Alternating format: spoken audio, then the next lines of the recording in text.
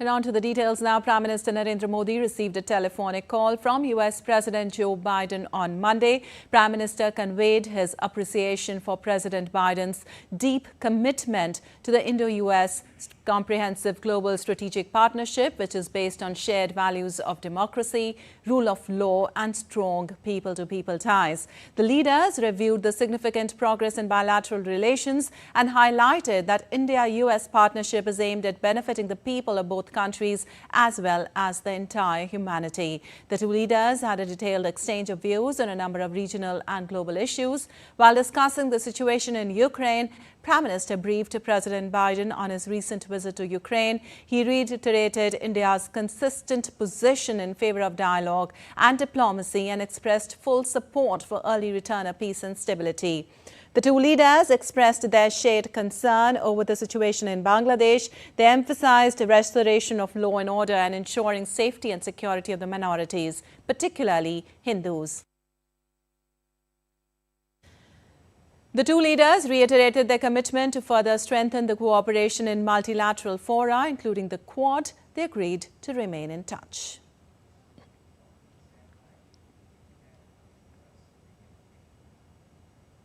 And for more, we have Nick Harper joining us from Washington, D.C. and we have Akshay Dongre joining us from New Delhi. Well, good morning to both of you. Nick, a very important phone call after PM Modi's recently returned from a trip to Kyiv. Various regional and global issues were discussed, including the situation in Ukraine. Can you tell us more on that?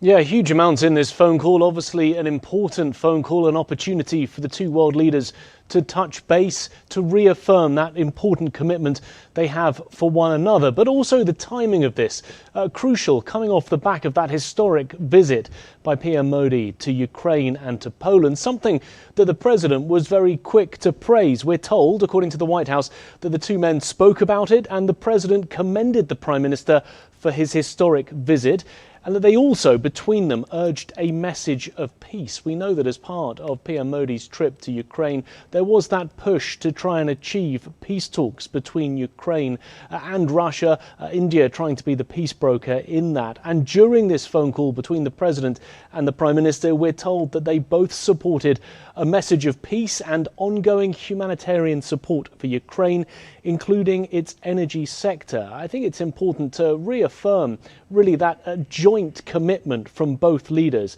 making it very clear that they are standing with Ukraine, but they are trying to push for peace at a time when we have seen the conflict widen, especially in recent weeks with Ukraine's attacks into Russian territory.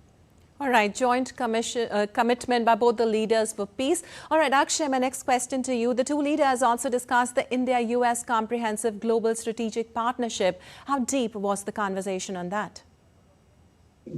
Well, you have broadly discussed, or rather told us about the major points that the two leaders discussed as far as the telephonic conversation is concerned. But if we are looking at the major points that were highlighted as far as President Biden is concerned, then we are looking at the Indo-Pacific region and the Indian Ocean region that continues to remain a talking point for both the countries as far as enhancing their cooperation in various fields are concerned. When we look at the West Asian region that has been in turmoil, or the ongoing Ukraine war, both the leaders have had their own ideas as far as how to bring about an end to these conflicts, as far as these two major conflicts brewing in the world are concerned. The other topics that were discussed by the two leaders were, the defense cooperation, and we recently saw Rajnath Singh, the defense minister, also visited US.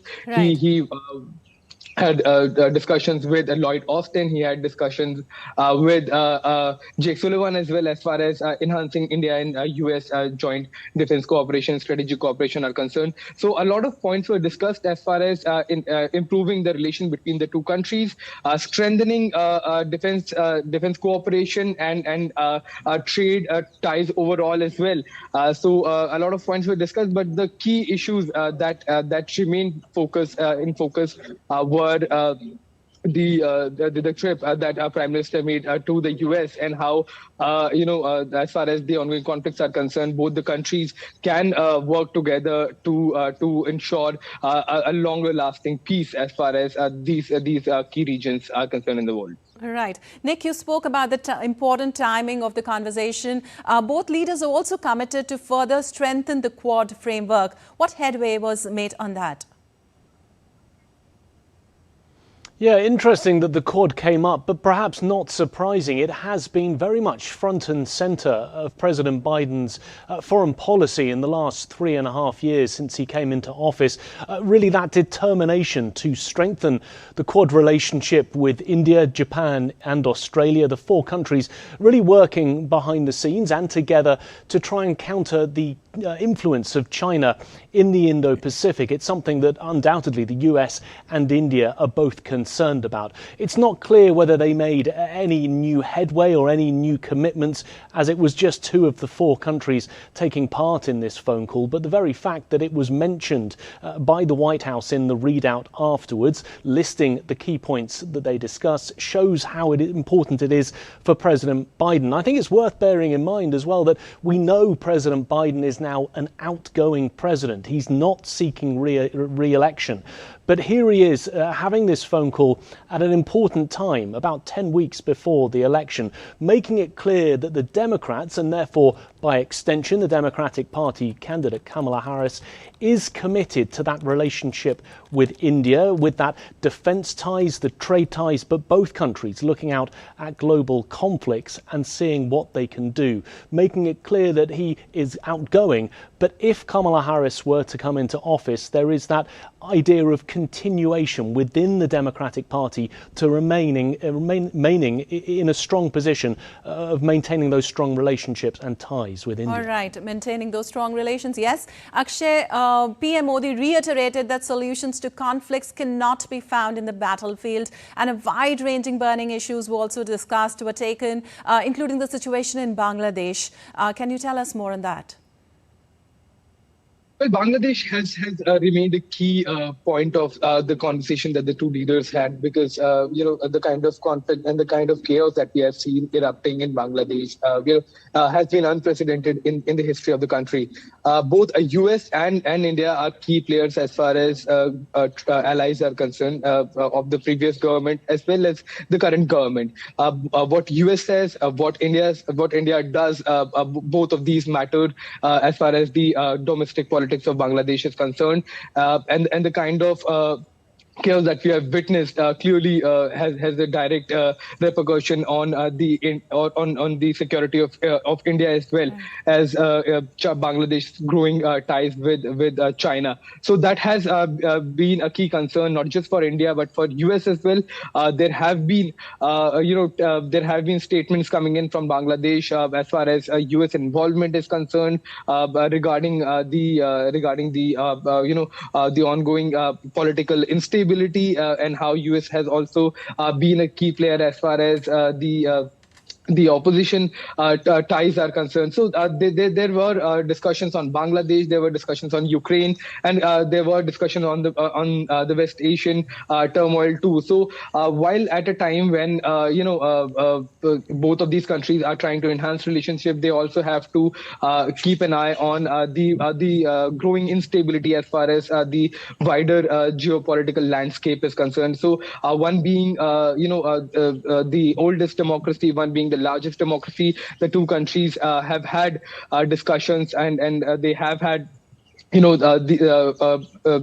own stakes as far as bringing about peace to these conflicts are concerned. So yes, both the US and India, when these leaders they had their telephonic conversation, a lot was discussed as far as the wider global peace issues there. Right. India, US, both are close strategic partners too. Thank you so much, Nick and Akshay, for all that information from there.